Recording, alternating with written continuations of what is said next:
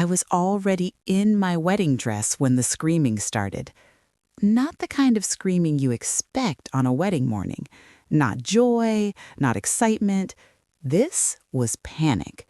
My phone slipped from my fingers and hit the marble floor as my driver's voice exploded through the open door. "Hide in the trunk, now!" My heart stopped. Outside the hotel, engines roared, doors slammed, someone shouted my name, not with love, but with urgency sharp enough to cut through bone. In that moment, standing there in white lace, veil half-pinned, lipstick still wet, I realized the man I was about to marry wasn't coming to protect me. He was coming to destroy me. Welcome to my YouTube channel. This is my story of betrayal, and if you've ever trusted the wrong person, hit that subscribe button because you are not alone. Here is how it happened. The morning had started perfectly. Too perfectly. Sunlight poured through the curtains of the bridal suite, soft and golden, like the universe itself had approved this day. My wedding dress hung near the window, glowing like something sacred. My makeup artist hummed quietly. My phone buzzed nonstop with congratulations, heart emojis, and "you're so lucky" messages. I believed them. I believed I was lucky. He was charming, successful, gentle in public, protective. At least that's how it looked from the outside. The kind of man your parents trust instantly.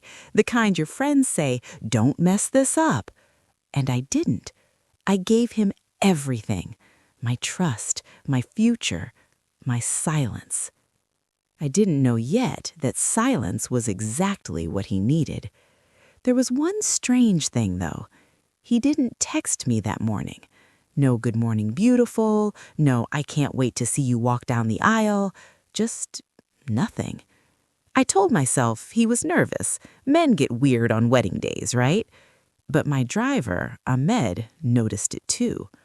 Ahmed had driven me for years. Airport runs, late-night emergencies, quiet rides where I cried and he never asked why. He knew my life without needing explanations. That morning, when he arrived early, he looked tense. "Everything okay?" I asked casually. He hesitated, then smiled. Yes, just a busy day. But his eyes kept checking his mirrors. As my makeup finished, my phone finally buzzed. Not from my fiancé, from an unknown number. "Do not get into any car except the one you came in." I laughed. Probably a prank or spam. Then another message came. "If he finds you before noon, you won't make it to the ceremony." My stomach tightened. I showed the message to my maid of honor. She rolled her eyes. "People are sick. Block it." So I did. I blocked the number. I wish I hadn't.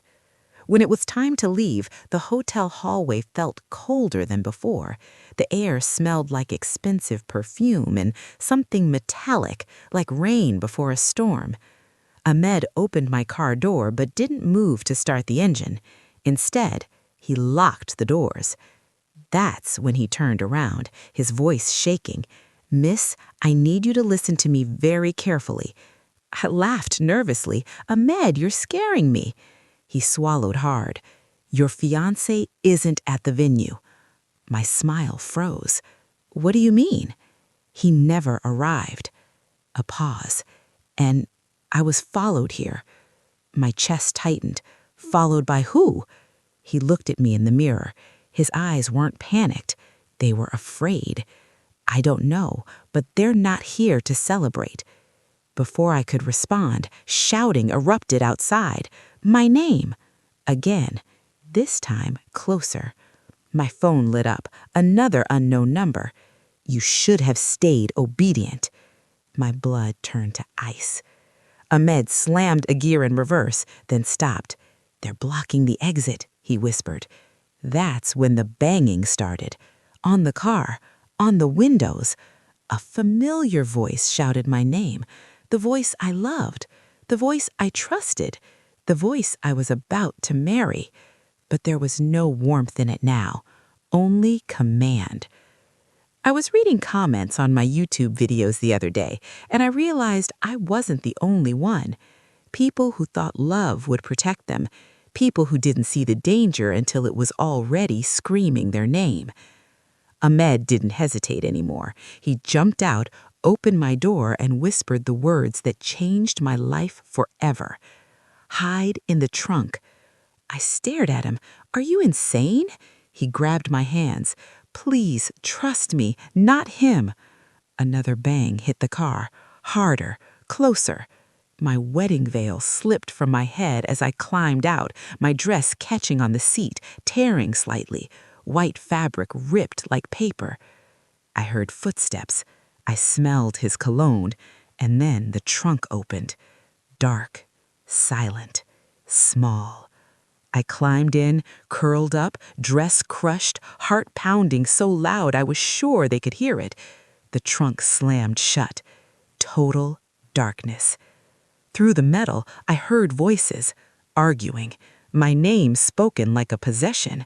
Then his voice, calm, cold. "She's mine." Something heavy hit the car. Someone screamed. The engine roared. We moved. I didn't know where we were going. I didn't know if I would breathe free air again. All I knew was this. Whatever I was about to see, whatever truth was waiting for me, would shatter the life I thought I was about to begin. And as the car sped away, I realized the wedding wasn't the beginning of my story. It was the trap. The trunk was colder than I expected. Metal pressed into my back. My knees were crushed against my chest. My wedding dress twisted around my legs like a betrayal of its own. Every bump in the road sent pain through my spine, but I didn't dare move. I didn't dare breathe too loudly. Above me, voices blurred through layers of steel and fear. Angry, rushed, male. Then his voice again, clearer now. "Search the building. She wouldn't leave without me." My stomach dropped. He thought I was still inside the hotel. Ahmed had lied, risked everything. The car jerked forward suddenly, fast enough to slam my head against the trunk wall. I bit down on my lip to keep from screaming, tasting blood instantly. My hands were shaking so badly I had to wedge them under my thighs to keep them still. The engine roared louder. We were moving, fast. That was the first moment I allowed myself a dangerous thought. What if Ahmed doesn't make it? What if they catch him? What if hiding saves me but kills him? The guilt hit harder than the fear. Time became meaningless inside the trunk. Seconds felt like minutes. Minutes stretched into something endless. My phone buzzed once in my hand. I had clutched it without realizing, but I didn't dare check it. Light would betray me. Sound would betray me. I focused on my breathing. In, out, slow. I remembered something my fiancé used to say whenever I panicked. "Control is power," he'd whisper, "and power keeps you safe." The irony almost made me laugh. The car slowed, turned, stopped. My heart slammed against my ribs so hard I thought it might crack them. Voices again. Closer, right outside. A door opened. Ahmed spoke, his voice steady but strained. "What's the problem?" My fiancé laughed softly. The sound slid through the trunk like poison. "You're driving my wife without me." A pause. "She wanted some air," Ahmed replied. "Brides get nervous." Silence, then footsteps. Slow, deliberate. They circled the car. I felt a hand press against the trunk lid, testing. My vision blurred with panic. "Please don't open it. Please don't open it." Another voice, lower, unfamiliar, spoke. "Boss, maybe she went back inside." My fiancé exhaled sharply. She wouldn't dare.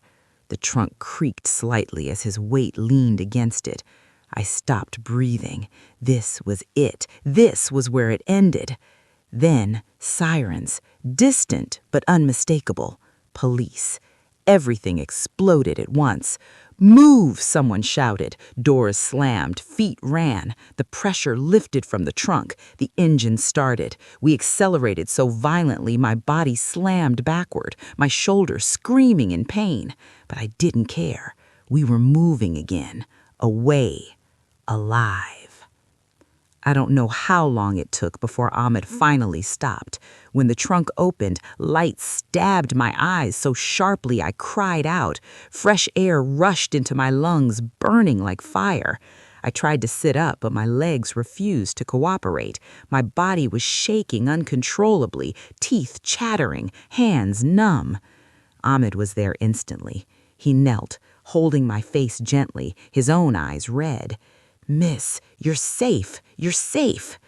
I collapsed forward, clutching his jacket like a lifeline, sobbing so hard I couldn't speak. The world came back in fragments. We were in an underground parking structure, empty, echoing, concrete pillars, the smell of oil and dust. Somewhere far above, traffic hummed like nothing in the world had changed. But everything had. "Why?" I finally whispered. Ahmed looked away. "Because he asked me something last night." My heart skipped. "What?" He swallowed. "He asked me if I was loyal to him or to you." Cold spread through my chest. "And when I didn't answer fast enough," he continued, he smiled and said, "Good, then you won't hesitate." "To what?" I stared at him. "Won't he hesitate to do?" Ahmed met my eyes. "To drive you somewhere you wouldn't come back from." My ears rang. "No," I whispered. "You're wrong. He wouldn't." "He already tried," Ahmed said quietly. Then he pulled out his phone and showed me everything. Messages, calls, instructions. My name wasn't written with love. It was written like a task, a transfer, a delivery. "She knows too much. After today, she won't be a problem. The wedding keeps things clean." The words blurred as tears filled my eyes. This wasn't a misunderstanding. This wasn't panic. This was planned. I slid down against the concrete wall, my wedding dress pooling around me like a mockery. The veil lay torn beside me, stepped on, forgotten. "Why marry me?" I asked, my voice hollow. "Why not just leave?" Ahmed's answer shattered what little illusion I had left. "Because you were about to inherit everything." My breath caught painfully. The house, the accounts, the company shares he convinced me to put in joint ownership after the wedding. All of it, signed, legal, clean. Marriage wasn't love. It was leverage. My phone vibrated violently in my hand. His name lit up the screen. Calling, calling again and again. I felt sick. "What do I do?" I whispered. Ahmed didn't hesitate. "You disappear." "But the wedding." "Doesn't matter," he cut in. "He'll spin it. He always does." The phone buzzed with a message. I opened it. "You embarrassed me. Come back now and we'll forget this." Another message followed immediately. "Run, and I'll make sure no one ever finds you." My hands trembled so badly I almost dropped the phone. That was the moment fear turned into clarity. He wasn't angry. He was calm, and that terrified me more than anything else. We didn't go to the police. Not yet. Ahmed explained in one sentence. He owns too many of them. Instead, he drove. Back roads, side streets, places with no cameras.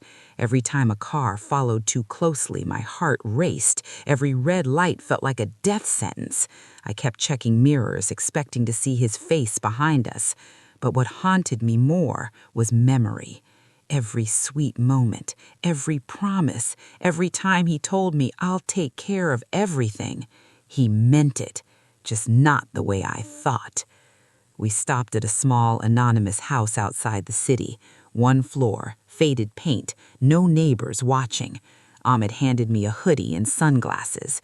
"From now on, you are not a bride. You are not his fiancée. You are not even your name." I nodded, numb. Inside, I finally saw myself in the mirror, mascara streaked, hair ruined, dress torn and dirty. A bride who never made it to the aisle. A woman who almost didn't make it alive. That night, as I lay on a borrowed couch, my phone buzzed one last time. A video message. I almost didn't open it, but I needed to know.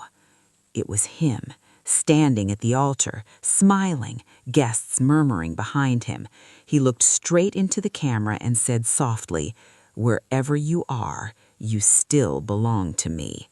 Then he winked. The screen went black. And in that moment, I realized hiding in the trunk had saved my life. But escaping him, that was gonna be a war. I didn't sleep that night. Every time I closed my eyes, I saw the trunk lid slamming shut, heard his voice on the other side of the metal, felt the car vibrate beneath me as my life sped in a direction I hadn't chosen. The house was silent, except for the ticking of an old wall clock. Each second sounded louder than the last, like a countdown. I lay there, fully dressed, hoodie pulled tight around my head, phone clutched to my chest as if it could protect me. It couldn't. Nothing could, except staying invisible. At dawn, Ahmed knocked softly. "We need to talk," he said. His voice was calm, but his eyes told another story. He had already made decisions, dangerous ones. He spread documents across the small kitchen table, printed emails, transaction records, copies of contracts I recognized instantly. My signature, my initials, my trust, weaponized. "He's already moving," Ahmed said. "Accounts are being accessed, lawyers are being called. He's preparing a narrative." My stomach twisted. What narrative? Ahmed didn't sugarcoat it.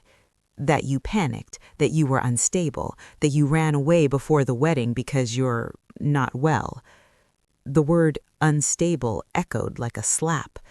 I thought of all the times he'd smiled and said, "You're emotional, let me handle it."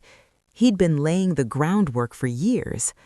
By noon, my phone was unrecognizable, hundreds of missed calls, messages from friends, family, unknown numbers. I opened one from my cousin. "What's going on? He says you disappeared. Are you safe?" Another from my mother. "Please call me. I'm scared." Then his message, carefully crafted. "She needs space. Please respect her privacy." He was controlling the silence, and silence, I now understood, was his favorite weapon. "Can I tell them the truth?" I asked. Ahmed shook his head slowly. "Not yet." "Why?" "Because the first person you tell," he said, "might be the first person who tells him." That was when it hit me how deep this went. Friends who loved him, business partners who owed him, relatives dazzled by his generosity. I didn't know who was safe. I didn't even know if I was safe. The first knock came that afternoon, 3 sharp raps on the door. I froze. Ahmed motioned for silence and moved soundlessly to the window. He peeked through the cracked blind, then cursed under his breath. "Who is it?" I whispered. "Your wedding planner." My heart sank. "She wouldn't—" "She doesn't know," Ahmed said. "That's what makes her dangerous." Another knock, louder. "Hello? I know you're in there. We just want to help." Help. The word felt dirty. I stayed frozen as Ahmed stepped outside, closing the door behind him. I pressed my ear to the wall, heart pounding. Muffled voices. Confusion. Then her voice rose. "This is ridiculous. He's worried sick. Everyone is." Ahmed's voice was calm but firm. "She's not available." A pause. Then the words that made my knees buckle. "He told me to make sure she doesn't do anything irrational." That night, the internet turned against me. Photos from the wedding venue surfaced, him standing alone at the altar, head bowed, hands clasped like a saint in pain. Captions poured in. "Poor man. Didn't deserve this. Mental health matters. Pray for her." I stared at the screen, numb. He had turned my escape into his tragedy, and the world was applauding him for it. "Tomorrow," Ahmed said quietly, "we change tactics." I looked up. "How?" "We stop running and start documenting." He explained everything. How abusers don't just hurt you physically, they erase your credibility first. How they isolate you until your voice sounds unreliable even to yourself. How the only way out was proof, cold, undeniable, dangerous proof. "Are you saying we fight him?" I asked. Ahmed nodded. "I'm saying you survive him." The next days blurred together. New phone, new name, new routine. I learned how to leave no digital trail, how to vary routes, how to watch reflections in windows instead of turning my head, how to recognize when fear was intuition and when it was just trauma screaming. But fear wasn't the worst part. Loneliness was. I couldn't call my mother, couldn't answer my best friend, couldn't even grieve the wedding that never happened. I had lost a life without anyone knowing I was mourning it. On the fourth day, Ahmed brought news. "He's escalating." My chest tightened. "How?" "He filed a missing person report." "What?" "Not because he's worried," he said, "because it gives him access. Access to banks, access to my records, access to the excuse he needed to find me. And there's more," Ahmed added. "He hired a private firm." I laughed weakly. "For what?" "To locate you." The laugh died in my throat. That night, I broke down. I screamed into a pillow until my chest hurt. I cried for the woman who trusted too easily, for the future that had been a lie, for the love I thought was real. "I can't do this. I can't keep hiding," I sobbed. Ahmed didn't interrupt. When I finally looked up, he said something that changed everything. "You're not hiding anymore." I blinked. "What?" "You're gathering witnesses," he said, "and tomorrow you meet the first one." My heart skipped. "Who?" He hesitated, then said, "Another woman." The room went silent. Another fiancé?" I whispered. Ahmed nodded slowly.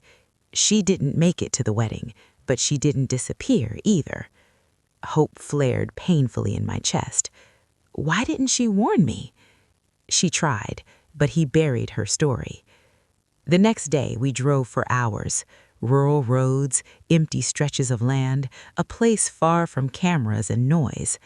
We stopped in a small cafe, almost forgotten by time. Inside, a woman sat alone by the window. She looked up when she saw me and went pale. "You," she whispered. I sat across from her, heart racing. She reached across the table and grabbed my hand. "He almost killed me too," she whispered. The world tilted.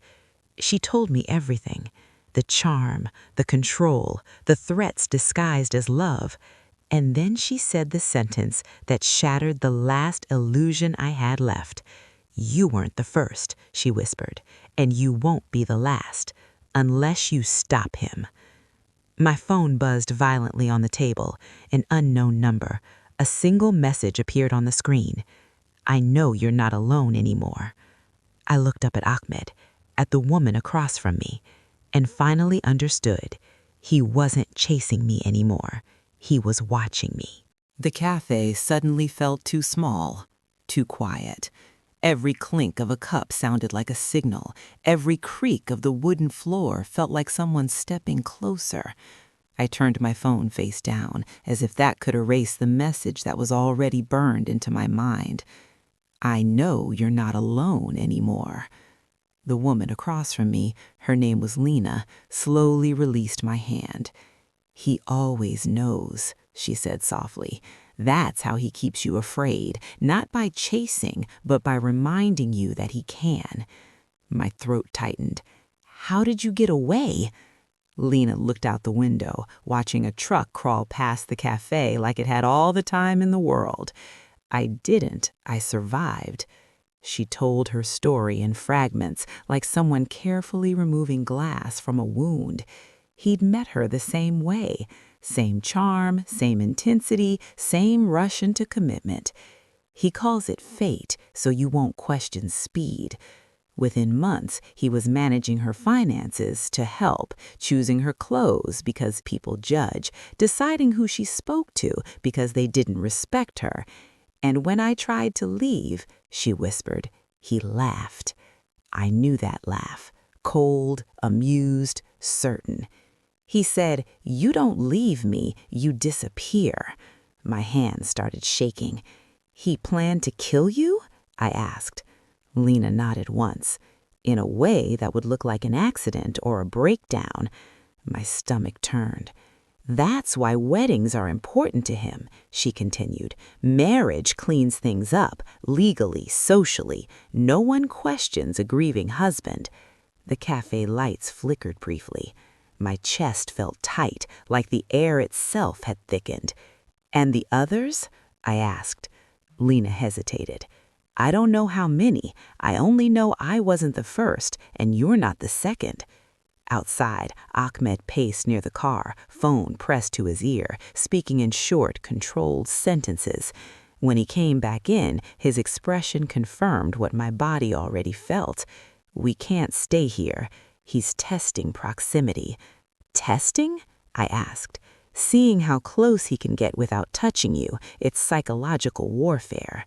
Lena stood abruptly. He followed me for months after I left, never spoke, never approached, just appeared. She looked directly at me. He wants you exhausted before he makes his final move. We split up deliberately. Different exits, different directions, different timings. I hated it, but I understood it. Safety now meant separation. As Ahmed and I drove away, my phone buzzed again, this time with a notification from social media, a live video. He was speaking at a charity event, smiling, calm, hands open in a gesture of humility. My fiancé is going through something very difficult. I only ask for privacy and prayers. The comments flooded in. Such a good man. You're strong. She's lucky to have you. I turned the phone off, nausea rising. He wasn't just controlling me anymore. He was rehearsing his innocence. That night, Ahmed made a decision. We bring someone else in. Who? I asked, dread pooling in my stomach. Someone he doesn't control. I stared at him. Does such a person exist? Ahmed hesitated. One, he explained carefully, a former employee, quiet, observant, fired after asking too many questions. He kept copies, Ahmed said, just in case. Copies of what? Ahmed met my eyes. Of the things that could destroy him. We moved again. Another house, another borrowed bed, another sleepless night. At 3 a.m., my phone vibrated. Unknown number. A photo. It took me a second to understand what I was seeing. My mother, standing outside her house, looking confused. Another message followed instantly. You should call her. She's worried. I screamed. I threw the phone across the room, collapsing to the floor as my body shook uncontrollably. He's using them, I sobbed. He's using my family. Ahmed picked up the phone slowly, his jaw tight. This means we're close, he said, and he knows it. The meeting happened the next evening, a deserted warehouse near the edge of the city, rusted metal, broken windows, the kind of place no one notices unless they're looking. The former employee, Daniel, was younger than I expected, nervous. His eyes kept darting toward the door. He's dangerous. You know that, right? I nodded. I do now. Daniel pulled out a flash drive, his hands trembling. He made me delete files, but he forgot something. My heart hammered. What? I don't forget. We didn't plug it in right away. Ahmed insisted on precautions. No internet, no phones nearby, offline laptop only. When the files opened, the room went silent. Contracts, audio recordings, security footage, women arguing, crying, begging, and his voice, always calm, always reasonable, always terrifying. One file was labeled simply Wedding Protocol. I couldn't breathe. Inside were instructions, timelines, contingencies, including one line that made my vision blur. If subject resists, initiate containment via trusted driver or private transport.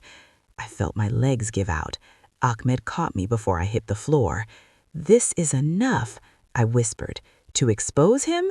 Ahmed asked. "Yes." He shook his head slowly. "To start." I looked up at him. "What do you mean?" "This kind of man," Ahmed said, "doesn't fall from truth alone. He falls when the mask shatters publicly and permanently." My phone buzzed again. Another message from him. This time, no threats, just a sentence. "You're making this much harder than it needs to be." I stared at the screen, then typed back for the first time since the wedding morning. "I'm not afraid of you anymore." 3 dots appeared instantly, then disappeared, no reply. The silence was worse than anything he'd said before. Later that night, as we prepared to move again, Daniel grabbed my arm. "You need to understand something," he said urgently. "Once you go public, he won't try to control you." I swallowed. "What will he do?" Daniel's voice dropped to a whisper. "He'll try to erase you." Outside, somewhere in the distance, a car engine started, slow, deliberate, and for the first time since hiding in the trunk, I felt something colder than fear settle into my bones. He wasn't warning me anymore. He was counting down. The engine outside didn't rush. That was the terrifying part. It idled, patient, certain. I stood frozen near the window, watching headlights cut through the darkness in slow, deliberate sweeps, like someone searching without urgency because they already knew what they'd find. Ahmed quietly killed the lights inside. "Basement," he whispered. "Now." We moved without speaking. Concrete steps, cold air, the smell of damp and dust.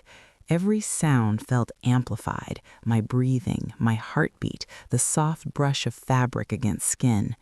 When the basement door shut behind us, the world shrank to shadows and silence. Then my phone vibrated. One message. "You should really stop running." I slid down the wall, my legs giving out. "He's here," I whispered. Ahmed didn't argue. "I know." Minutes passed. Or hours. Time stopped obeying rules. Footsteps above us, a door opening, someone walking through the house slowly, not searching frantically, but inspecting, like a man reviewing property that already belonged to him. I remembered something Lena had said. "He doesn't chase, he reminds you." A floorboard creaked directly above us. I pressed my hand over my mouth to keep from sobbing. Then laughter. His laughter. Soft, amused. "Come on," his voice carried faintly. "This isn't fun if you don't answer." My vision blurred. He knew. Maybe not exactly where I was, but close enough. Then something unexpected happened. Another voice. Male. Sharp. Angry. "You said she wouldn't be here." A pause. His voice again, smooth as ever. "Relax, she always circles back." A chair scraped. Something shattered. Then silence. Heavy, unsettling. After what felt like an eternity, footsteps retreated.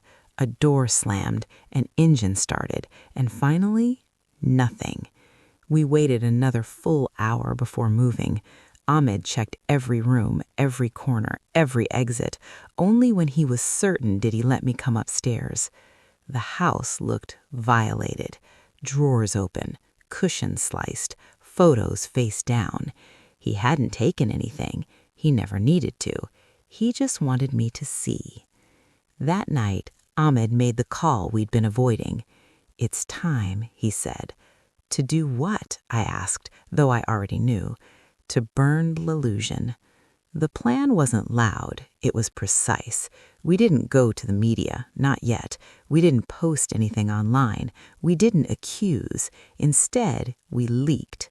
Quietly, strategically, to people who understood patterns, to a journalist who specialized in financial crimes, to a nonprofit that tracked coercive control, to a lawyer who had lost a sister to a man everyone trusted. Each received a fragment, not enough alone, but together, devastating. 3 days later, the first crack appeared. A small article, buried on page 6. Local businessman linked to irregular trust transfers. No name, just hints. My phone exploded. Messages from people I hadn't heard from in years. What's going on? Is this about him? Are you safe? And then his call. I didn't answer. He left voicemail. For the first time, his voice wasn't calm. You think this is clever? You think you're winning? A pause. Then softer. You're embarrassing yourself. I deleted it. The second article hit harder. This one named names. Former employees spoke anonymously. Patterns emerged. Women who left suddenly. Assets that changed hands. Stories that sounded uncomfortably similar. The comments weren't kind this time. This doesn't look good. Why does this keep happening around him? Someone should investigate. I felt something unfamiliar rise in my chest. Not relief, not safety, momentum. That night, Lena called. He came to my place, she said, breathless. Didn't come in, just stood outside. My blood ran cold. What did he do? He smiled, she whispered, and said, "You should have stayed quiet." This wasn't over. It was escalating. The third move came from him, a lawsuit, defamation, harassment, false accusations. He painted himself as the victim of a coordinated attack by unstable former partners. My name wasn't listed, but everyone knew. I stared at the legal papers, hands trembling. I can't afford this. He'll drain me. Ahmed shook his head. He's bluffing. How do you know? Because he wants to scare you back into silence, not drag this into discovery. Discovery, where documents surface, where recordings become evidence, where truth doesn't stay buried. Then came the mistake, his first real one. He contacted me directly, not through lawyers, not through threats, through nostalgia. Voice note. You remember Paris? How you said you'd never felt safer? I felt sick. You can still have that, all of it, if you just stop. Stop telling the truth? Stop existing loudly? Stop resisting? I didn't respond. Instead, I forwarded the message to the journalist. Everything exploded after that. The full story broke. Not just finances, not just control, but intent. Experts analyzed his language. Lawyers examined the contracts. Former partners stepped forward, no longer alone.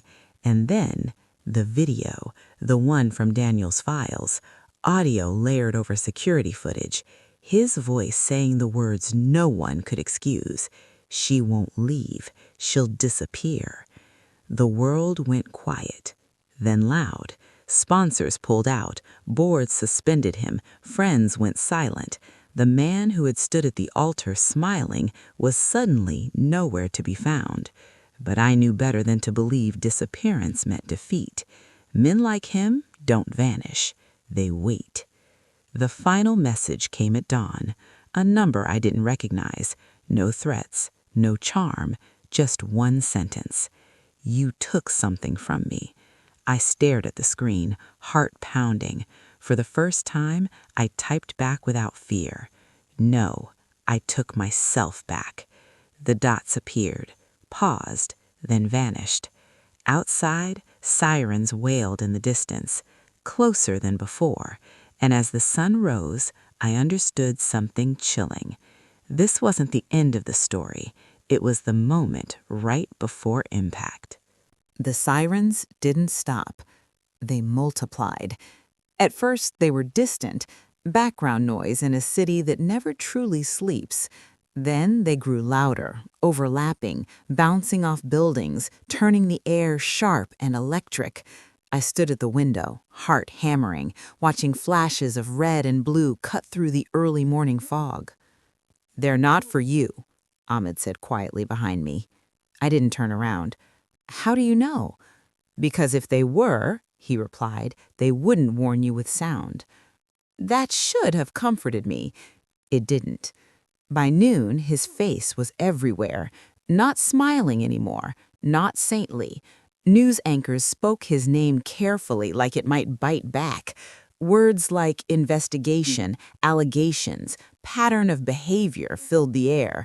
Legal analysts debated, psychologists dissected, strangers argued in comment sections as if my life were a movie they could pause and judge.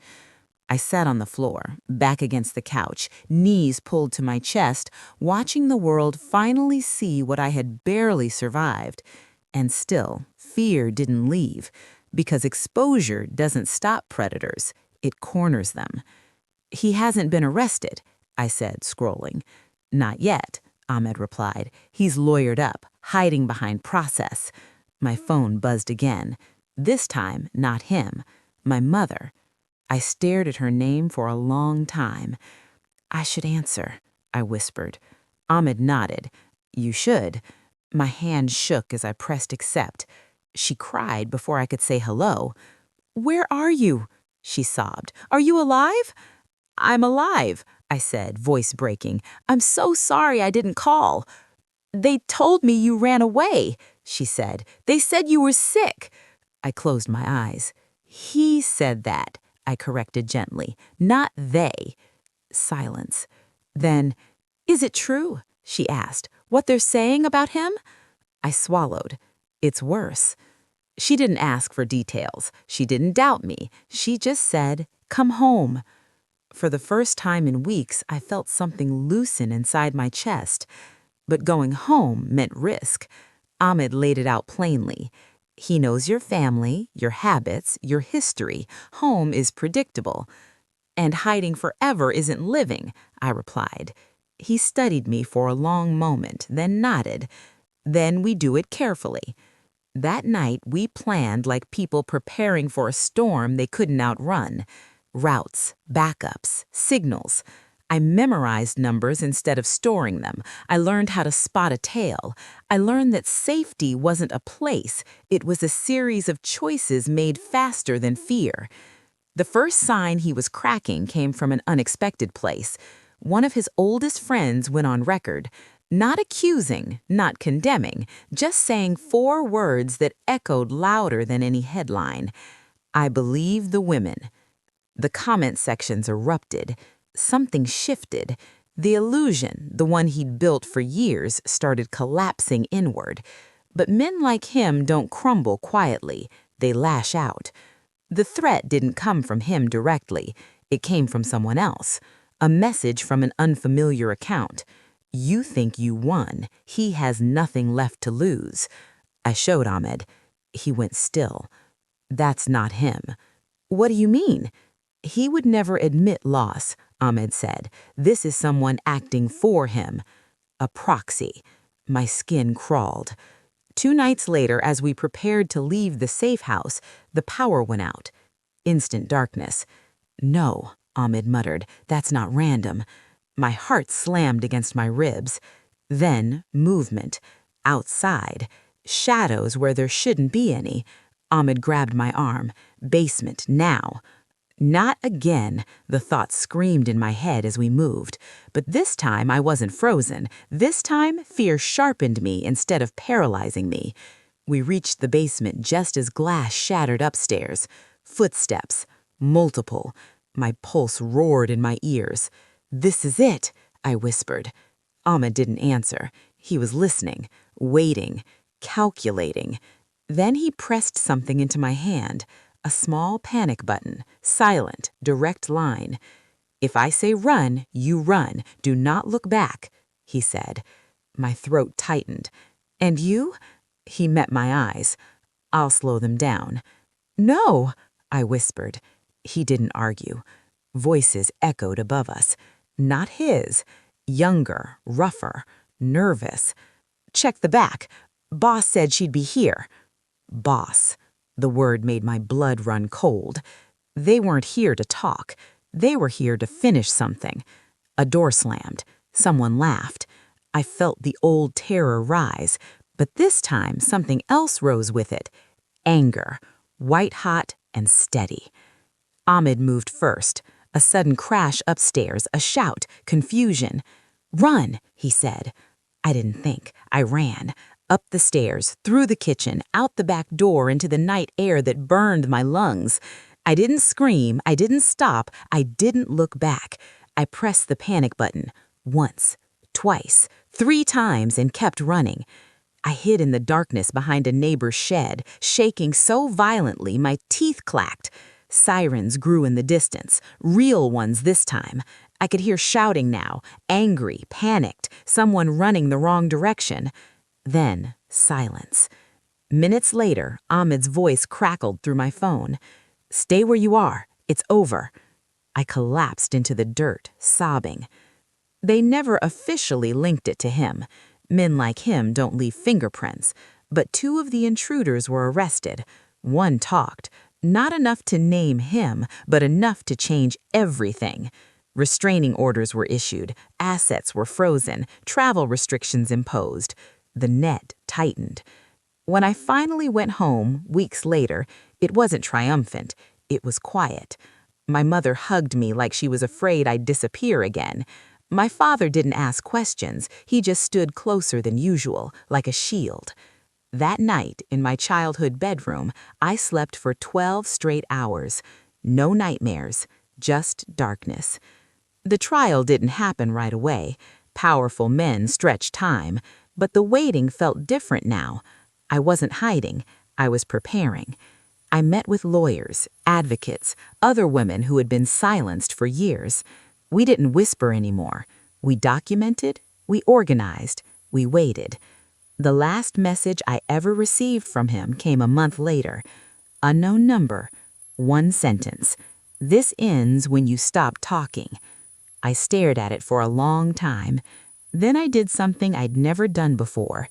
I smiled, because I finally understood the truth he feared most. My voice was the one thing he could never control again. And somewhere deep down, I knew the real confrontation wasn't behind me. It was still coming. The courtroom was colder than I expected. Not physically, though the air conditioning hummed like a warning, but emotionally. Cold with anticipation, cold with judgment, cold with people who had already decided who I was before I ever opened my mouth. I sat behind my lawyer, hands folded so tightly my knuckles burned. Across the room, he finally looked smaller. Not powerless, not broken, but exposed. For the first time since the wedding morning, he wasn't controlling the room. The room was watching him. He entered like nothing had changed. Tailored suit, calm posture, that familiar, dangerous composure that had fooled everyone for years. When his eyes found mine, his lips curved into the smallest smile. Not fear, approval, like this was exactly where he expected us to end up. That smile almost broke me. Almost. The judge called the case. His name echoed through the chamber, stripped of admiration, stripped of mystery. Just a name now, spoken neutrally like any other defendant. My lawyer leaned toward me. "Remember," she whispered, "she wins if you react. You win if you speak." I nodded, but my heart was pounding so hard I could hear it in my ears. They started with procedure, motions, objections, legal language designed to drain emotion from truth. His attorney painted him as a victim of circumstance, a successful man targeted by unstable women, a groom abandoned at the altar by someone clearly overwhelmed. I watched jurors nod slowly. That old panic tried to return. What if they believe him? What if I sound hysterical? What if he still wins? Then my lawyer stood, and everything shifted. She didn't start with me. She started with patterns. Timelines overlapping, engagements too fast, assets transferred right before disappearances. She played audio, his voice, calm, measured, chilling. She won't leave, she'll disappear. A murmur rippled through the courtroom. I watched his jaw tighten just slightly. It was the first crack. Then she called Lena. Lena's hands shook as she swore the oath, but her voice didn't. She told her story without drama, without exaggeration, just facts. How love turned into control, how control turned into fear, how fear turned into escape. When she finished, the courtroom was silent. No sympathy, no applause, just wait. Then my name was called. I stood on legs that felt like glass. Every step toward the witness stand felt like walking back into the trunk, tight, suffocating, terrifying. I raised my hand, swore to tell the truth, and sat. He wouldn't look at me. That hurt more than I expected. So I looked at him and started. I told them about the charm, the promises, the way love slowly became permission. I told them about the wedding morning, the messages, the warnings, the driver who chose my life over his job. When I said the words, "hide in the trunk," a woman in the jury gasped. I didn't stop. I described the darkness, the fear, the sound of his voice outside the car, claiming me like property. My voice shook, but I didn't break, because this wasn't weakness anymore. It was evidence. Then his lawyer stood for cross-examination. This was the moment he had been waiting for. He smiled politely at me. "Would you agree," he began, "that you were under a lot of stress?" "Yes," I replied. "And that stress can cause people to misinterpret situations?" "No," I said calmly. "Stress makes patterns clearer." A few jurors looked up. He adjusted. "You disappeared without telling anyone. Isn't it possible you panicked?" "I disappeared because someone was trying to make me disappear permanently." Silence. Thick. Uncomfortable. He leaned closer. "Isn't it true that you benefited financially from these accusations?" I felt the old anger flare, but I breathed. "No," I said. "I lost everything, including my sense of safety." He smirked. "You expect us to believe your story over his?" I didn't look at him. I looked at the jury. "I don't expect you to believe me. I expect you to listen to the evidence." My lawyer stood immediately. "And with that, we submit the final exhibit." The screen lit up. Security footage. Clear. Time-stamped. Him speaking to men I didn't recognize. Words slowed, enhanced. "If she resists, initiate containment." Containment. Not love, not concern. Control. The courtroom erupted. The judge banged the gavel. Order was restored, but the damage was done.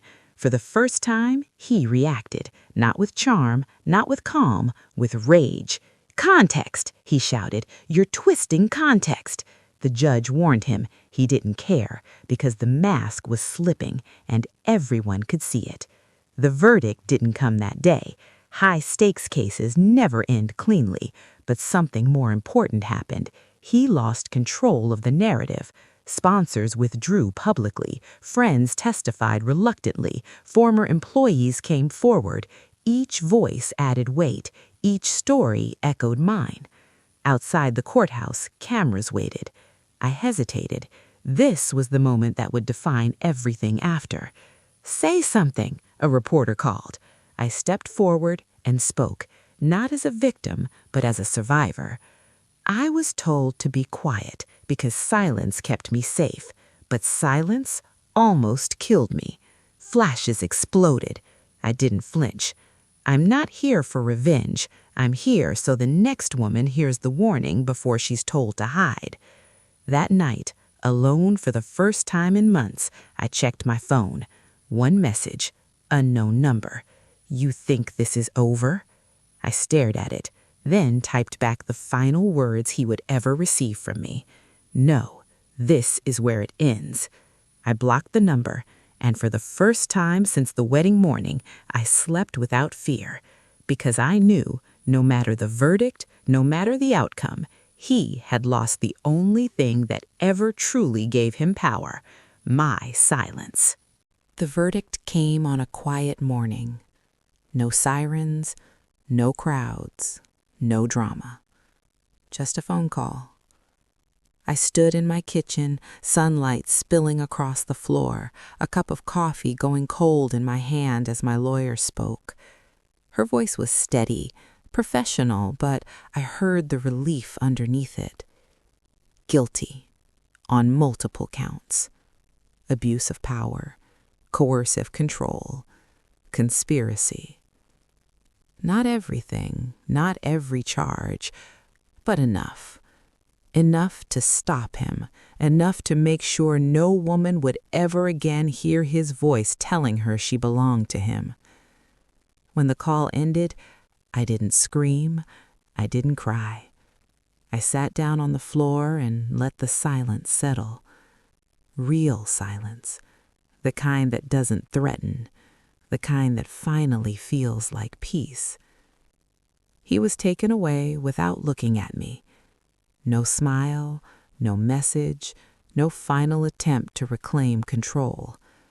Just a man walking out of a courtroom smaller than the legend he'd built around himself. And I realized something that surprised me. I didn't feel victorious. I felt free. The weeks that followed were strange. The world moved on faster than I expected. News cycles shifted, new scandals replaced old ones. His name slowly stopped trending, stopped being whispered, stopped meaning power. But for me, everything was different. I had to relearn normal. How to leave the house without checking exits, how to answer the phone without bracing for impact, how to trust my own instincts again. Healing wasn't dramatic. It was quiet and slow. I packed away the wedding dress myself, not with anger, not with tears. I folded it carefully and placed it in a box at the back of the closet, not as a reminder of what I lost, but of what I escaped. People ask me now how I didn't see it, how I could love someone like that, how I could almost marry him. I tell them the truth, because monsters don't look like monsters. They look like safety, like certainty, like answers when you're tired of questions. They don't raise their voice at first. They lower yours. I stayed in touch with Lena, with Daniel, with the women who came forward after the trial. We don't call ourselves survivors all the time. Sometimes we're just friends who understand silence differently now. Sometimes we sit in cafes and talk about ordinary things. And sometimes, when one of us flinches at a sound or freezes at a memory, we don't ask why. We already know. Ahmed still drives. Not for me anymore. He says he prefers the quiet routes. He once told me something I'll never forget. You trusted your fear when it mattered. That saved you. He's wrong. Fear didn't save me. Listening did. I still think about the trunk sometimes, about the darkness, the fear, the moment my life split into before and after. But I don't relive it anymore. I own it, because that trunk, the place meant to erase me, became the reason I'm still here. If you're listening to this and something feels familiar, if someone in your life makes you feel small but calls it love, if you're afraid of their anger more than you're comforted by their affection, if silence feels safer than honesty, please hear me. That feeling is not normal, and it is not your fault. Love does not require obedience. Safety does not demand silence. And anyone who needs you powerless to feel powerful is not love, is not protection, is not yours. I didn't tell this story for sympathy. I told it because someone out there might be standing in their own quiet moment of doubt, thinking they're overreacting, imagining things, being dramatic. You're not. Trust the unease, trust the warning signs, trust yourself. And if you ever hear a voice telling you to hide, know that survival is only the first step. Your voice is what ends the story.